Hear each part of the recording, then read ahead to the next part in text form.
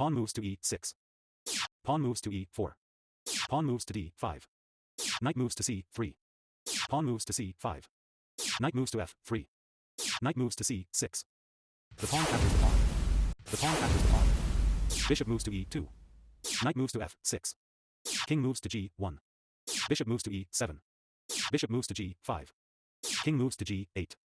The pawn captures the pawn. Bishop moves to e6. Knight moves to d4. The bishop captures the pawn. The knight takes the bishop.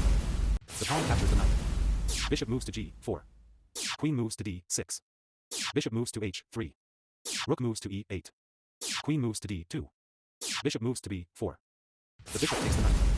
The rook captures the bishop. Rook moves to d1. Queen moves to c5. Queen moves to e2. The bishop takes the knight. The pawn eats the bishop. The queen eats the pawn. The rook eats the pawn. Knight moves to d4. White sacrifices a pawn to open the g-file for an attack on black's king. Rook moves to f8. Rook moves to e5. Rook moves to h6. Queen moves to g5.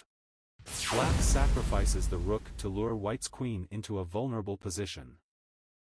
White sacrifices a knight to maintain attacking momentum against black's exposed king.